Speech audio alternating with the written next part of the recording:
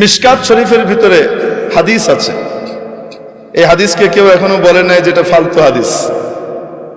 এই হাদিসকে সকল হাদিস বিশারদরা এটাকে উঁচু মানের গ্রহণযোগ্য হাদিস হিসেবে স্বীকৃতি দিয়েছেন। রাসূল পাক সাল্লাল্লাহু আলাইহি ওয়াসাল্লাম বলেন, মুসা আলাইহিস সালামের সাথে একবার আদম আলাইহিস সালামের দেখা হলো।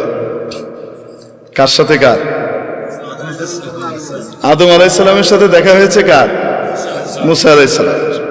তো মুসা আলাইহিস সালাম আদম আলাইহিস সালামকে বলছেন, আব্বা জান, আল্লাহ তাআলা এত কিছু জান্নাতে আপনাদেরকে দিয়ে রাখলো, শুধু একটা গাছ এটার কাছে যেতে না করলো, এটা না খাইলে হতো না? কেন? আপনি খাইছেন বলে তো আমরা দুনিয়াতে আইতে এসেছি। আপনি দুনিয়াতে আসছেন, আমরা দুনিয়াতে আসছি। আইসা যে ফেরাউনের কবলে পড়ছে, জ্বালায় মারতেছে। যুগে যুগে ফেরাউন, পুরুষ ফেরাউন, মহিলা ফেরাউন জ্বালায় শেষ করে দেয়। এক এক সময় এক এক ফেরাউন আসে। এই যে আমরা এখন কি করতেছি, জ্বলতেছি। আপনি কেন খাইলেন? এটা না খাইলে হইতো না। আপনার কারণে আমরা এই পেরেশানিতে পড়ছি। বুঝেন কি বলে? সমস্ত পেরেশানিতে পড়লাম কার কারণে? আপনার কারণে। কে বলতেছে?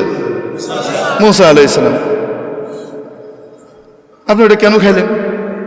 হযরত আদম আলাইহিস সালাম বলতেছেন, আমি খাইছি, তোমারে কে বলছে এই কথা?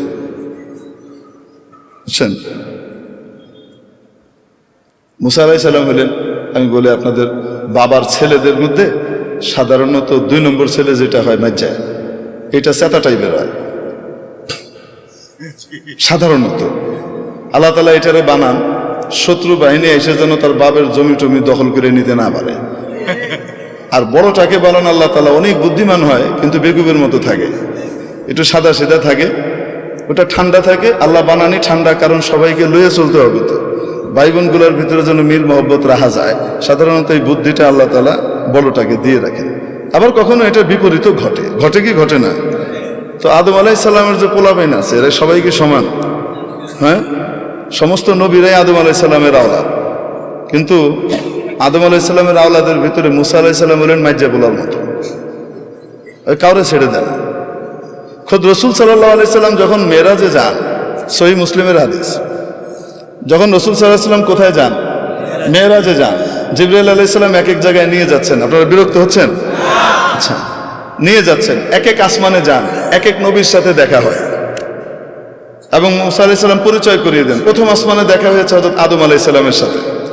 রাসূলুল্লাহ সাল্লাল্লাহু আলাইহি সাল্লামকে পরিচয় করিয়ে দিচ্ছেন জিবরাইল আলাইহিস সালাম, হাদা আবুকা আদম, ইনি আপনার আব্বা আদম আলাইহিস সালাম, ফাসাল্লিম আলাইহি, ওনাকে সালাম দেন। এটা প্রোটোকল। তো হযরত আদম আলাইহিস সালামকে কি করতেছে? সালাম দিয়েছেন রাসূল সাল্লাল্লাহু আলাইহি সাল্লাম।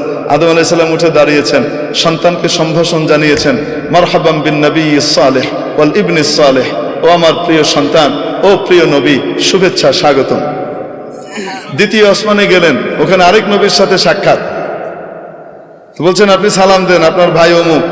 উনি সালাম দিলেন, উনি বলেন, মারহাবাম বিন নবিয়্যিস সালেহ ওয়াল আখিস সালেহ, ও আমার প্রিয় ভাই, ও আমার সম্মানিত নবী, আপনাকে শুভেচ্ছা, স্বাগতম। এইভাবে যেতে যেতে হযরত মুসা আলাইহিস সালামের সাথে দেখা 6 নম্বর আসমানে। কয় নম্বর আসমানে? 6 নম্বর আসমানে। তো বলছেন সালাম দেন। তো সালাম দিছে, ইনি কে? আপনার ভাই মুসা। সালাম দিয়েছেন। রাসূল সাল্লাল্লাহু আলাইহি ওয়াসাল্লাম বর্ণনাও করেছেন যে আমার ভাই মুসা তোমাদের মতো, তোমাদের মধ্যে অমুকের মতো দেখতে, কাজদি শানুআহ, এদের লোকগুলো যেমন হয় মুসা আলাইহিস সালাম দেখতে এরকম। তোমার সাথে দেখা হলো। দেখা হওয়ার পরে সালাম দিলাম, সালামের জবাব হলো। তারপরে হযরত মুসা আলাইহিস সালাম ওই একই কথা বললেন। এখন রাসূল সাল্লাল্লাহু আলাইহি সাল্লাম যখন পার করে চলে যাচ্ছেন, উপরের দিকে 7ম আসমানের দিকে রওনা হচ্ছেন, তো তখন কান্নাকাটির আওয়াজ শুনতেছেন। কেঁদে কেঁদে কেউ বলতেছে, আল্লাহ, এটা কোনো ইনসাফ? আমার পরে আসছে আর আমার আগে উপরে চলে যেতেছে,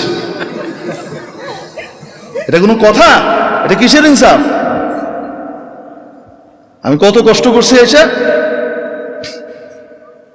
তো হযরত মুসা আলাইহিস সালাম রাসূল সাল্লাল্লাহু আলাইহি ওয়াসাল্লাম জিবরাইল আলাইহিস সালামকে বলতেছেন, কারণ অভিযোগ করতেছে কার উপরে? বাপরে বাপ, ভয়ঙ্কর কথা। আল্লাহরে থ্রেট দিচ্ছে, এটা কিসের ইনসাফ কথা? উনি বলতেছেন, এটা কি এরকম করে কথা কি কয়? রাসূল সাল্লাল্লাহু আলাইহি ওয়াসাল্লাম ঘাবড়ে গেছেন, এইরকম করে কথা আল্লাহকে কি কয়?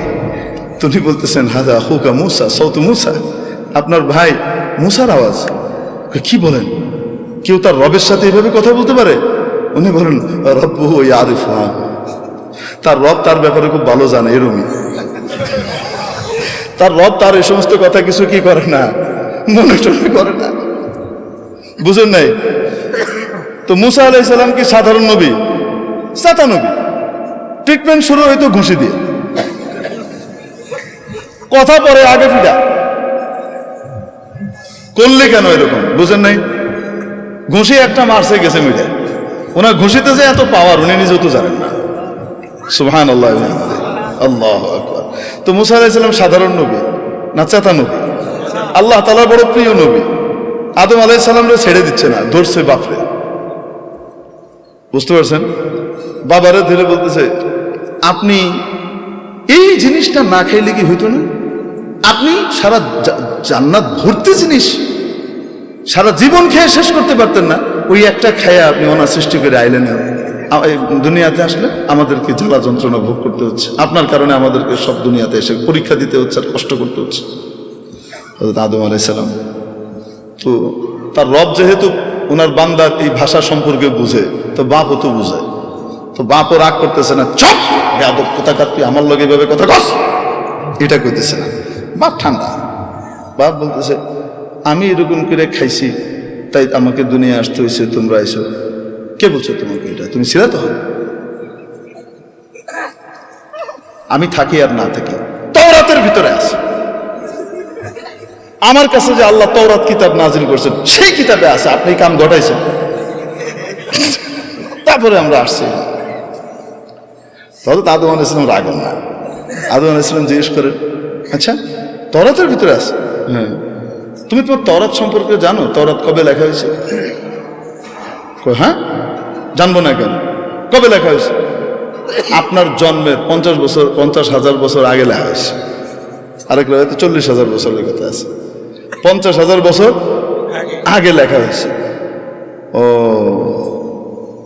আমার জন্মের 50,000 বছর আগে তোমার তওরাত লেখা হয়েছে?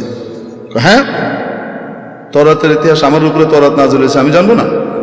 আচ্ছা, তো বেটা একটু বলো দেখি, আমার জন্মের 50,000 বছর আগে তোমার কিতাবে যেটা লিখে দেওয়া হয়েছে সেটা আমি করছি, আমার দোষটা করি?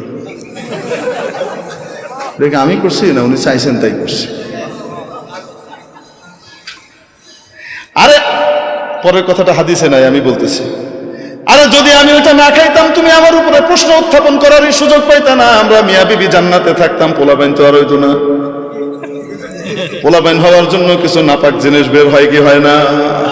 ওটা তো জান্নাতে বের করার কোনো সুযোগ না হয়।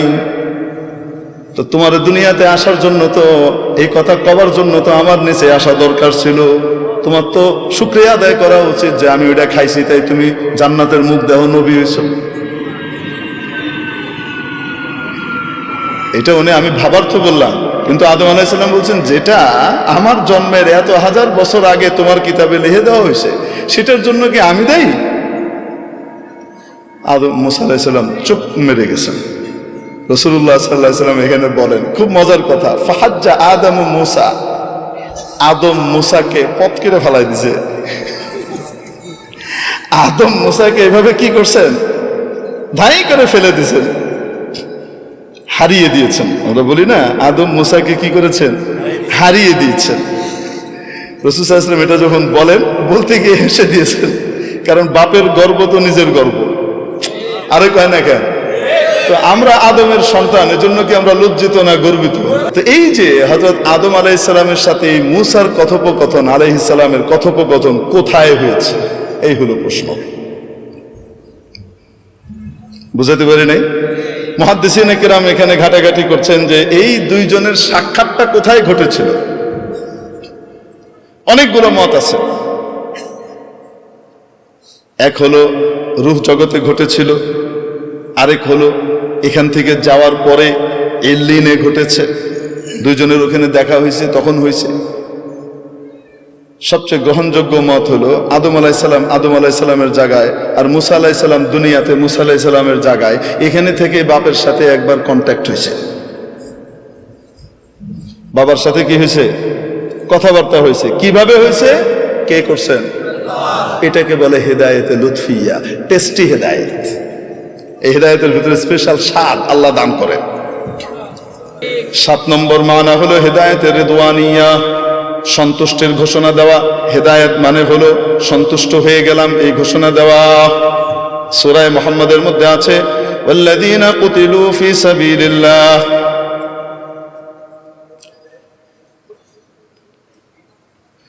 ইন্নাল্লাযীনা কুতিলু ফি সাবিলিল্লাহি ফালান ইউদিল্লা আ'মালাহুম সায়াহদিহিম ওয়া ইউসলিহু বালাহুম। নিশ্চয় যারা আল্লাহর রাস্তায় শহীদ হয়েছেন তাদের আমলকে আল্লাহ নষ্ট করবেন না, অতি সত্বর আল্লাহ তাদেরকে হেদায়েত দিবেন। তবে দুনিয়া থেকে মরে চলে গেছে, আবার হেদায়েত দিবেন মানে? শহীদ তো দুনিয়া থেকে চলে গেছেন, তাকে আবার হেদায়েত দেওয়ার অর্থ কি? অর্থ হলো আল্লাহ রাব্বুল আলামিন অতি সত্বর তার উপরে সন্তুষ্টির ঘোষণা দিবেন, বান্দা তোমার উপরে আমি খুশি হয়ে গেছি, আর কখনো নারাজ হব না। মেরে মুআজ্জাজ হাজরিন, এই হেদায়েতের দরকার আছে না নাই? সূরা ফাতিহার মধ্যে রব্বুল আলামিন আমাদেরকে হেদায়েত প্রার্থনা করা শিখিয়েছেন। ইহদিনাস সিরাতাল মুস্তাকিম, আমাদেরকে সত্য সরল সঠিক পথ সিরাতে মুস্তাকিমের হেদায়েত দেন। সেটা কোন পথ? সিরাতাল্লাযীনা আন'আমতা আলাইহিম, তাদের পথ যাদের উপরে আপনি করুণার নিয়ামত বর্ষণ করেছেন।